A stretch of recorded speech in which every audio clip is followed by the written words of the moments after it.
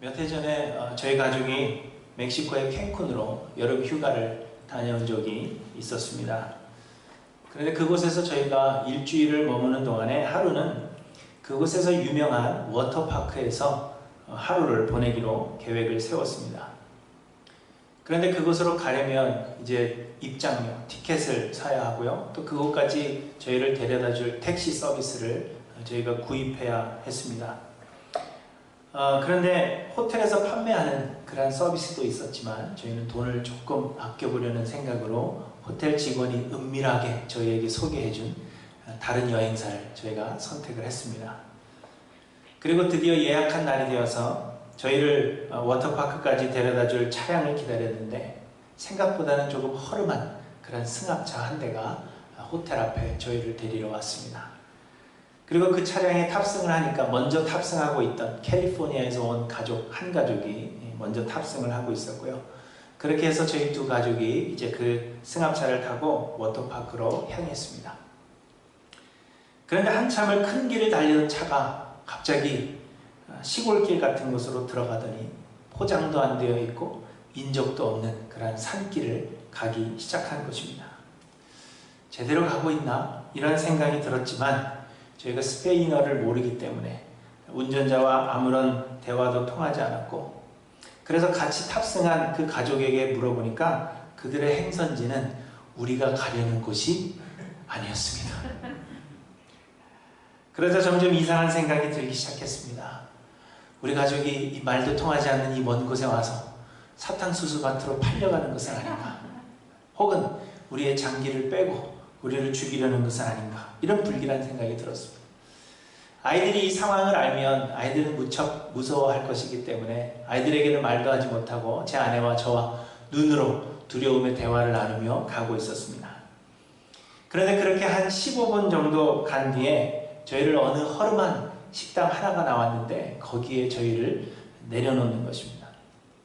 그리고는 30분 뒤에 다시 출발할 것인데 화장실을 가도 되고 음식을 사 먹어도 된다, 그렇게 말하는 것 같았습니다. 그곳에 내려서 보니까 식당 마당에는 각종 기념품들을 전시해 놓고 그것을 판매하고 있는 것 같았고, 식당 아래 계곡이 있었는데 그 계곡에 내려가 보니까 무서운 인디안 분장을 한 어떤 사람 하나가 막 이상한 소리를 내면서 향을 피워놓고 막 춤을 추고 있는 거예요. 그 모습을 보니까 더 무서운 그런 생각이 들었습니다. 우리가 이방신의 제물로 바쳐지는 것은 아닌가, 뭐 이런 생각도 들고요. 이게 무슨 상황인가 그런 생각을 하면서 제대로 구경도 못하고 있는데 한 10분쯤 지나니까 여러 대의 승합차가 속속 식당 주차장으로 들어오기 시작했고, 그리고 각 승합차에서 관광객들이 마구 내리기 시작을 했습니다.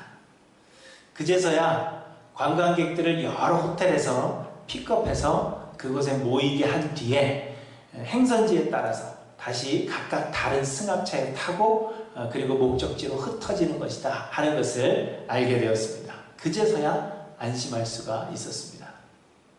그래서 결국 저희는 그날 하루 계획했던 워터파크에 가서 문을 닫을 때까지 좋은 시간을 보내고 돌아올 수가 있었습니다. 여러분, 이 여행처럼 우리가 한 번도 가보지 않은 곳을 갈 때에는 사실 믿음이 필요한 것입니다.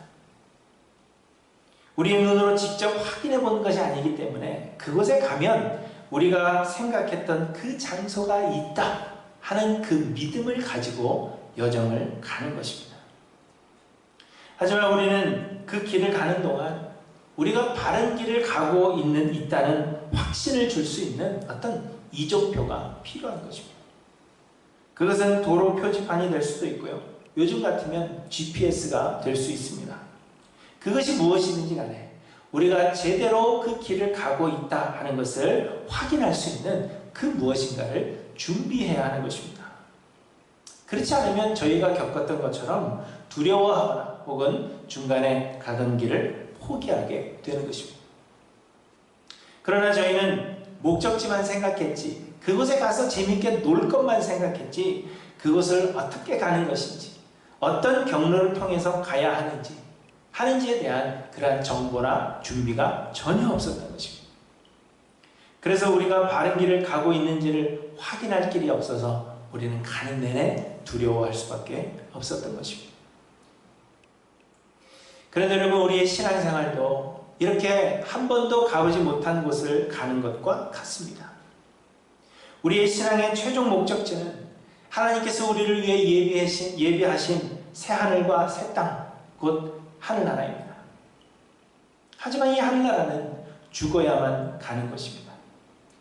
그렇기 때문에 세상에 살아있는 사람들 중에는 이 천국을 가본 사람이 한 사람도 없는 것입니다. 물론 가끔 천국을 보았다 그렇게 말하는 사람들이 있습니다. 큰 병에 걸려서 며칠 동안, 몇 날 동안 혼수 상태에 있었는데 그때 천국을 보았다든지, 하나님께서 어떤 특별한 계시를 주시고자 천국을 보게 하셨다 그렇게 말하는 사람들이 있습니다.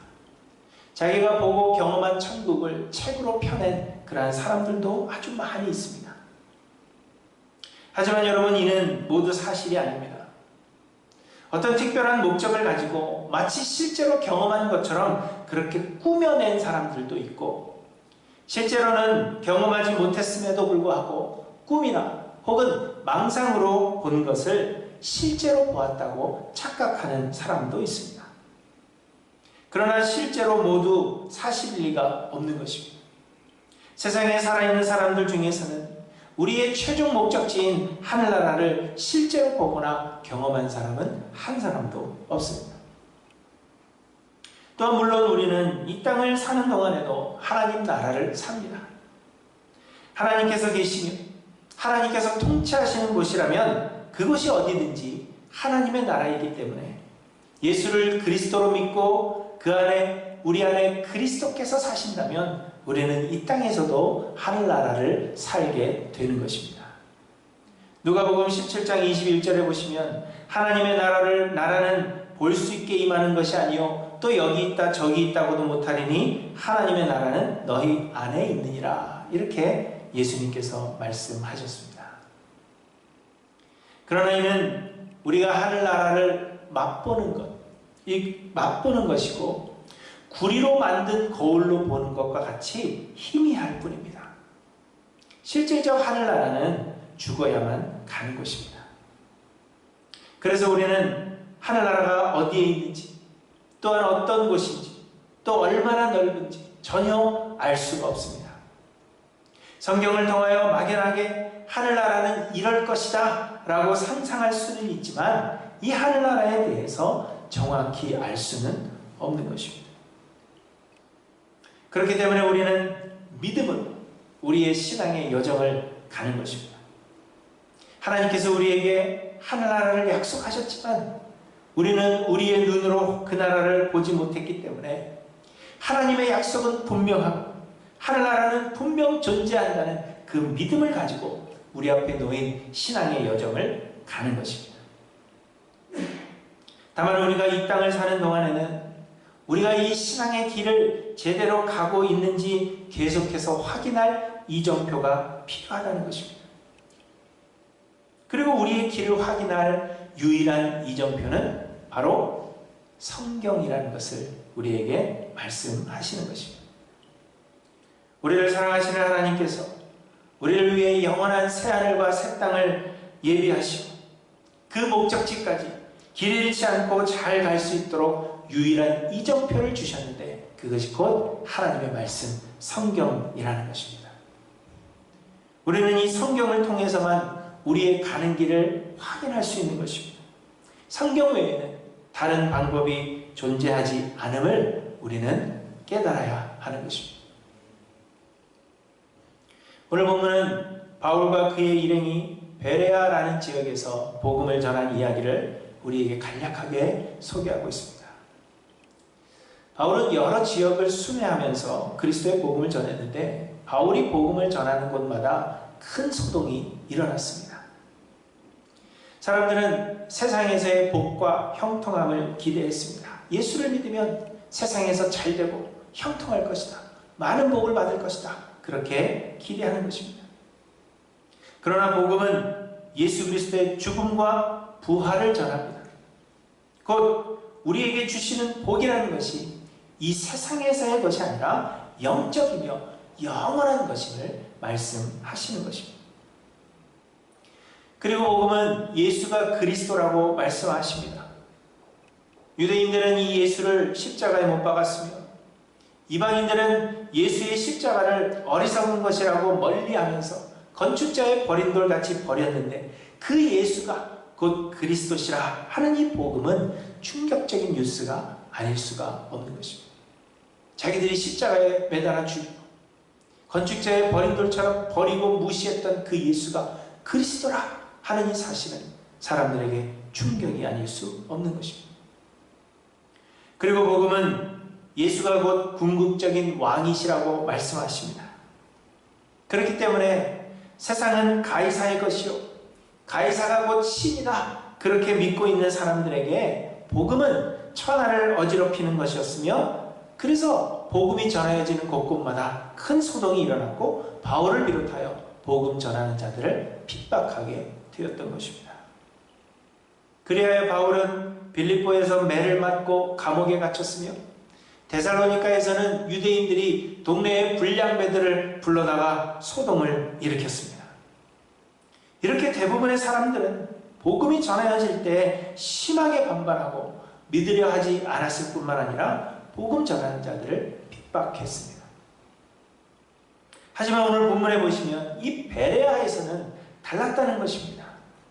본문 12절에 보시면 베레아에서는 믿는 사람이 많고 또 그 중에는 헬라의 귀부인과 남자가 적지 않았다. 그렇게 말씀하고 있습니다. 다른 지역에서는 복음으로 인해서 큰 소동이 일어나고 복음 전하는 자들을 핍박했지만 이곳 베레아에서는 복음의 열매를 맺은 것입니다. 많은 사람들이 예수를 믿었고 이방인들 중에 귀부인들과 남자들 중에서도 믿는 사람들이 상당수 있었다. 그렇게 말씀하시는 것입니다. 그렇다면 여러분 이렇게 베레아에서는 믿는 자들이 많이 나오고 다른 지역들과는 다른 반응이 나오게 된 그 이유가 무엇이겠습니까? 그것은 바로 하나님의 말씀, 성경을 대하는 태도가 달랐기 때문이라고 우리에게 말씀하시는 것입니다. 본문 11절에 보시면 베레아에 있는 사람들은 데살로니가에 있는 사람들보다 더 너그러워서 간절한 마음으로 말씀을 받고 이것이 그러한가 하여 날마다 성경을 상고함으로 이렇게 말씀하십니다.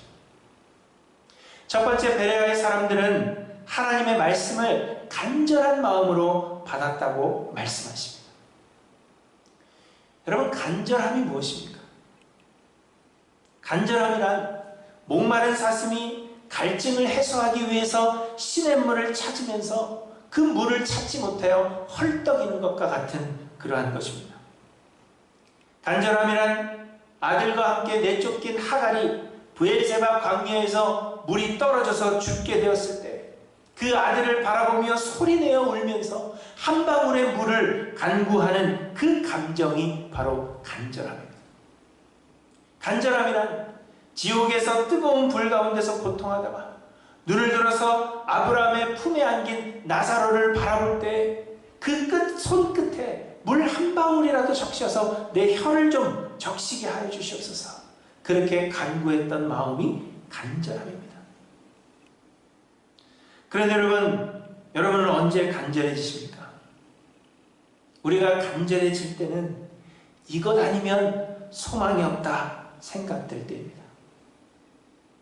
앞에 수많은 것들을 실패한 뒤에 우리에게 간절함이 생기는 것입니다. 몇 년 전부터 한국에서는 노래 경연 프로그램이 아주 큰 인기를 끌고 있습니다. 그 대표적인 것이 미스 트로트 혹은 미스터 트롯 같은 트로트 가수를 뽑는 그런 프로그램인데요. 아마 이 프로그램들을 시청하신 분들이 우리 가운데도 많이 계실 것입니다. 한국에서는 아주 대단한 인기를 끌어서 최고의 시청률을 기록한 프로그램들입니다.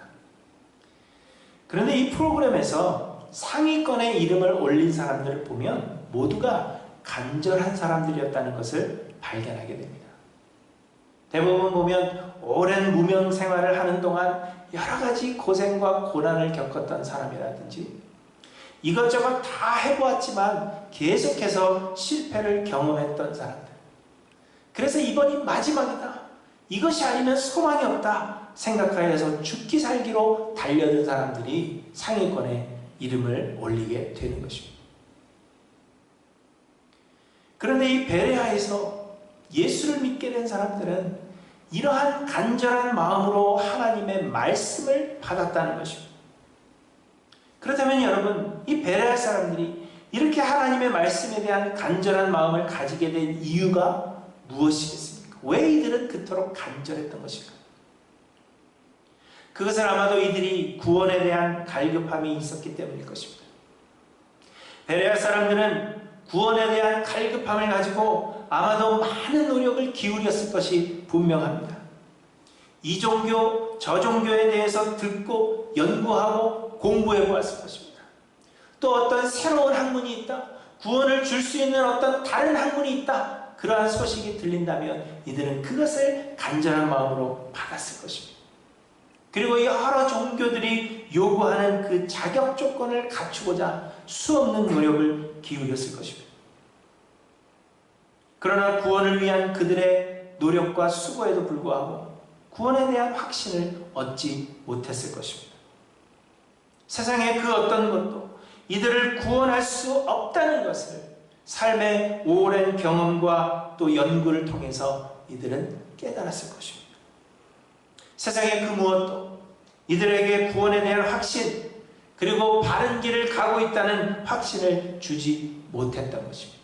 수많은 노력에도 불구하고, 수많은 일들을 해보았지만, 이것저것을 다 해보았지만, 그럼에도 불구하고 세상의 그 어떤 것도 그들의 마음에 구원의 확신을 주지 못했다는 것입니다.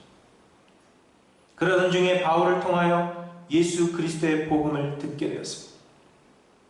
그리고는 수많은 실패를 거듭한 이들은 이 복음에 대하여 간절할 수밖에 없었다는 것입니다. 그리고 결국 이들은 하나님의 말씀, 성경을 통하여 그들이 그토록 소망하던 구원에 이르는 길을 찾게 된 것입니다. 여러분, 이처럼 베레아 사람들이 말씀을 간절한 마음으로 받았다는 것은 세상의 그 무엇도 구원의 확신을 줄 수 없다는 것을 우리에게 말씀해 주고 있는 것입니다. 수많은 노력, 수많은 수고, 또 수많은 종교들을 접해보았고 수많은 것들을 해보았지만 그 어떤 것도 이들에게 구원의 확신을 줄 수 없다는 것입니다. 오직 성경만이 구원에 이르는 유일한 이정표가 된다는 것을 오늘 본문을 통해서 우리에게 말씀하고 있는 것입니다. 그리고 이 베레아 사람들은 이것이 그러한가 하여 날마다 성경을 상고하였다, 그렇게 말씀하십니다. 상고하였다는 것은 실험해 보았다는 것입니다.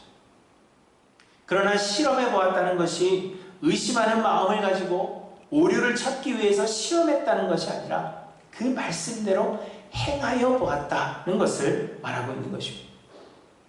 곧 말씀을 그저 지식적이고 이론적으로 받은 것에 그친 것이 아니라 그 말씀대로 행하여서 말씀을 삶에 적용해 보았다는 것입니다. 안식일을 기억하여 거룩하게 지켜보고 하나님의 주권과 은혜를 인정하는 그러한 삶의 행위들을 실천해 보았다는 것입니다. 오른뺨을 맞으면 왼뺨도 돌려대고, 겉옷을 달라고 하면 속옷까지도 벗어져 보고, 오리를 가자고 하면 십리를 동행하는 삶을 실천하였고, 예수 그리스도를 삶의 주인으로 인정하여서 삶의 모든 것을 한번 맡겨 보았다는 것입니다. 자기의 권리를 주장하기보다 하나님의 인도하심을 믿음으로 성령의 역사하심을 기다려 보았다는 것입니다. 그랬더니 하나님께서 그 마음에 평강을 주사 하나님 나라를 영위하게 하시고 항상 선을 이루심으로 모든 환경에서 만족하며 감사할 수 있는 믿음을 허락해 주신 것입니다. 그래서 성경이 말씀하시는 그 길이 곧 영생으로 가는 좁은 길이라는 확신을 이들이 얻게 되었다는 것입니다. 그래서 베레아에서는 큰 소동이 일어났던 다른 지역들과는 다르게 믿는 사람들이 많고, 또 헬라의 귀부인과 남자의 적지 않은 수가 예수를 믿게 되었음을 말씀하고 있는 것입니다. 어떤 큰 놀라운 능력이 일어났기 때문이 아니라, 병을 고치고 죽은 사람들이 일어나는 그런 놀라운 일들이 일어났기 때문이 아니라, 또 어떤 감언이설로 더 좋은 것을 주겠다 그렇게 설득한 것이 아니라 하나님의 말씀 성경을 가까이 했더니, 그랬더니 그 마음에 확신을 주셨다는 것을 우리에게 말씀하고 있는 것입니다. 이처럼 우리에게 믿음을 주는 것은 하나님의 말씀 성경이며, 우리가 신앙의 바른 길을 가고 있는지를 확인할 수 있는 유일한 이정표는 하나님의 말씀 성경뿐이라는 것을 말씀하고 있는 것입니다. 성경도 우리에게 말씀하십니다. 믿음은 들음에서 나고 들음은 그리스도의 말씀으로 말미암는다 하십니다. 하나님의 말씀이 진리임을 의심 없이 믿게 되는 것, 그것이 우리가 신앙의 바른 길을 가고 있다고 확신할 수 있는 유일한 이정표가 된다는 것입니다. 여러분, 누군가가 여러분들에게 물어보면 여러분 구원을 얻었다고 확신하십니까? 바른 길을 가고 있다고 확신하십니까? 그렇게 확신하는 이유가 무엇입니까? 라고 물으면 뭐라고 대답하셔야 돼요? 하나님의 말씀이 진리인 것이 나에게 믿어지는 것, 그것을 보니 내가 바른 길을 가고 있습니다. 그렇게 대답하시면 된다는 것입니다. 그러나 사람들은 이 하나님의 말씀 성경을 이정표 삼으려 하지 않습니다.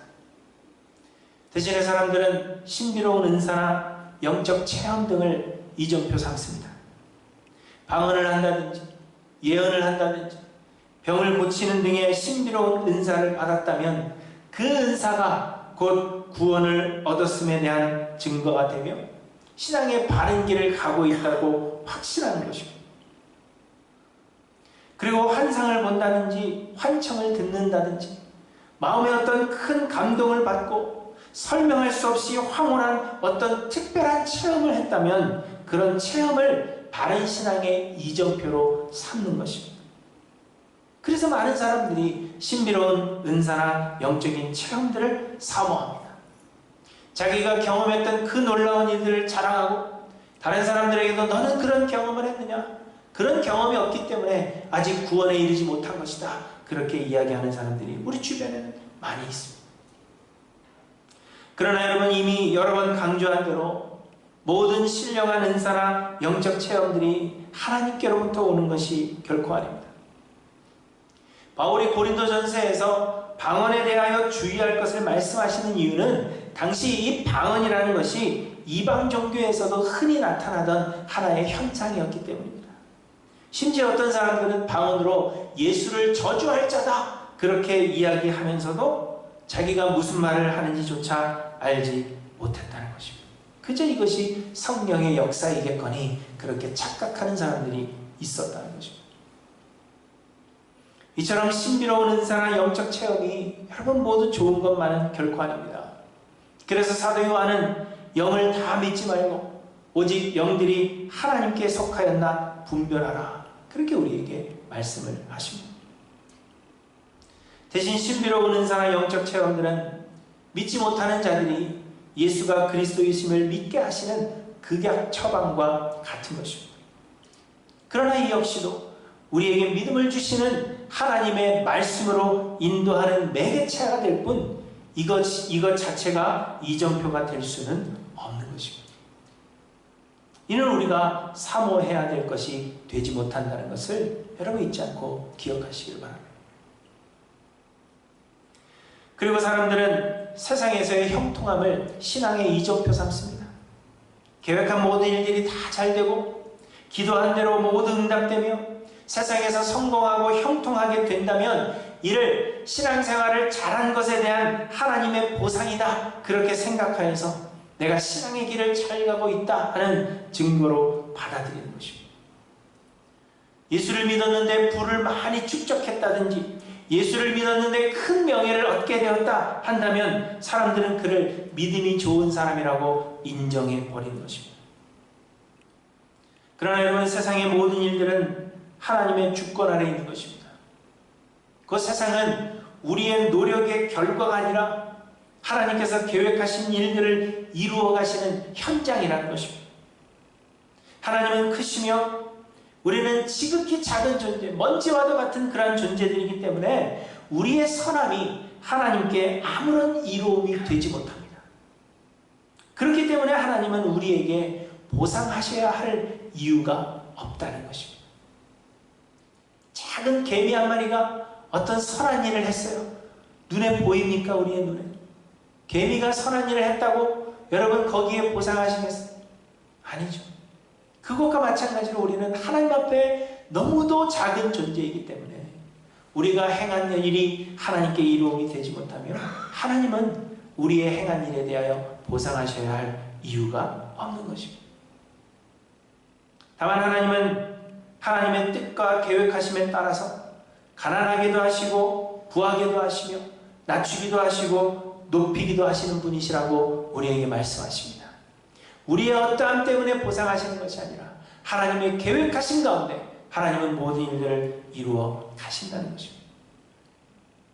그리고 세상에서 우리에게 허락하시는 것들은 우리의 일에 대한 하나님의 보상이 아니라 하나님께서 우리에게 맡기시는 사명입니다. 우리는 청지기로서의 역할을 감당해야 한다는 것을 성경을 통해서 우리에게 여러 번 말씀하고 있습니다. 그렇기 때문에 여러분, 세상에서의 형통함과 복도 우리의 신앙 여정에 대한 이정표가 될 수가 없습니다. 내가 잘 되고 내 자녀가 잘 되고 돈을 많이 벌고 이렇게 형통하고 이러한 것들로 인해서 내가 신앙의 바른 길을 걸어가고 있다고 착각하는 그런 사람들이 우리 가운데는 한 사람도 없기를 소망합니다. 우리의 신앙 여정에 있어서 유일한 이정표가 있다면 그것은 곧 성경, 하나님의 말씀 외에는 없는 것입니다. 하나님의 말씀이 진리의 말씀으로 믿어지며 말씀대로 살고자 힘쓰는 그러한 마음이 우리의 심령 가운데 생겨난다면 그것이 곧 바른 길을 가고 있다는 증거가 되는 것입니다. 그러므로 사랑하는 성도 여러분, 베레아 사람들처럼 성경을 우리의 신앙 여정의 유일한 이정표 삼아서 구원의 유일한 길로 인도하는 하나님의 말씀을 간절한 마음으로 받고 이 말씀이 그러한가 항상 상고하여서 신앙의 바른 여정 끝에 하나님께서 예비하신 새하늘과 새 땅에 다다르시는 저와 여러분들이 되시기를 간절히 소망합니다. 그런데 이 베레아에 있는 사람들에 대해서 11절에 보시면 데살로니가에 있는 사람들보다 더 너그럽다 이렇게 말씀하고 있습니다. 베레아 사람들은 데살로니가에 있는 사람들보다 더 너그럽다 이렇게 말씀하고 있는 것입니다. 우리가 읽던 개역 한글에서는 더 신사적이다 라고 그렇게 번역하고 있습니다. 그래서 오늘 설교의 제목은 신사적인 그리스도인이라고 정했습니다. 영어 성경에서도 더 신사적이다 혹은 마음이 넓다 혹은 너그럽다 이렇게 번역하고 있습니다. 베레아에 있는 사람들은 데살로니가에 있는 사람들보다 더 좋은 사람들이었다는 것을 표현하고 있는 것입니다. 그런데 여러분, 더 너그럽다 혹은 더 신사적이다 라고 번역된 이 단어의 원뜻은 출생이 좋다 혹은 좋은 가문에서 태어났다 라는 뜻입니다. 곧 베레아에 있는 사람들은 데살로니가에 있는 사람들보다 더 출생이 좋은 사람들이었기 때문에 하나님의 말씀을 간절한 마음으로 받고 이 말씀이 그러한가 하여 날마다 성경을 상고하였다라는 것이 원뜻입니다. 더 신사적이거나 더 너그럽고 그 사람이 그런 성격을 가져서가 아니라 이들이 더 좋은 출생을 가지고 있기 때문에 더 좋은 가문에서 태어난 사람들이기 때문에 이렇게 행했다는 것을 이야기하는 것이 원뜻입니다. 그러면 여러분, 이것이 무엇을 말하는 것일까요? 이 말씀이 뜻하는 바는 우리는 마음이 넓고 너그럽고 신사적인 그리스도인들이어야 하겠지만 이는 우리의 노력으로 되는 것이 아니라 하나님의 택하시는 은혜로 되는 것임을 우리에게 말씀하고 있는 것입니다. 우리의 출생은 우리의 마음대로 할 수 없는 하나님의 선택인 것입니다. 여러분, 여러분의 가문이 자랑스러우세요? 그런데 그 가문에 태어나고 싶어서 태어난 사람이 있습니까? 나는 박씨 가문에 태어나겠다라고 선택해서 나오신 분이 있으세요? 그런 사람은 한 사람도 없습니다. 마찬가지로 베레아에서 출생한 사람들은 그들이 내가 베레아에서 출생하겠다 선택한 것이 아니라 하나님께서 그들을 베레아 출생으로 선택해 주신 것입니다. 데살로니카에 있는 사람들은 그들이 선택한 것이 아니라 하나님께서 데살로니카에서 출생하도록 만드셨다는 것입니다. 베레아 사람들은 신사적이어서 간절한 마음으로 말씀을 받고 이것이 그러한가 하여 날마다 성경을 상고하였는데 이는 하나님께서 그들을 그렇게 선택하신 은혜임을 말씀하고 있는 것입니다. 그러므로 우리는 이 하나님의 은혜 앞에 더욱더 겸손히 자신을 낮추어야 하며 그저 하나님의 은혜를 간절히 구해야 한다는 것을 우리에게 말씀하고 있는 것입니다. 신사적인 그리스도인들이 되라, 마음이 더 넓은 그리스도인들이 되라, 그것을 말씀하시는 것이 아니라 우리를 그렇게 만드시는 하나님의 은혜 앞에 우리가 겸손히 무릎을 꿇어야 한다는 것을 우리에게 말씀하고 있다는 것입니다.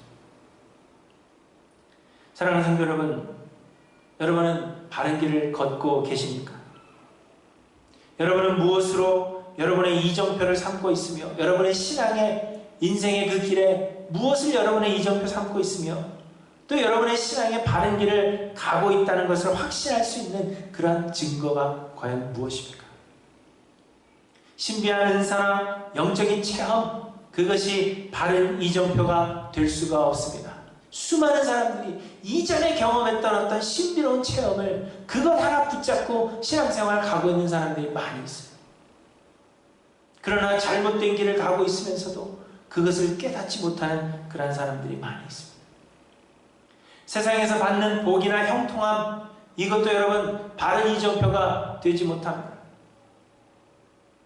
하나님의 말씀, 성경만이 신앙여정의 바른 이정표임을 기억하시길 바랍니다.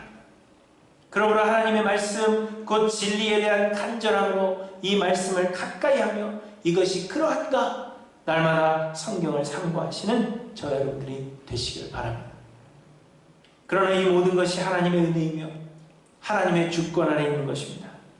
그러므로 항상 겸손한 마음으로 자아를 부인하고 성령의 충만함을 간구하시는 하나님께 모든 성도님들이 되시기를 소망합니다. 그래야 해서 신앙의 바른 길을 걸어서 하나님께서 예비하신 그 나라에 이르시는 우리 하나님께 모든 성도님들이 되시기를 간절히 소망합니다. 여러분, 2021년 새로운 한 해가 시작되었습니다.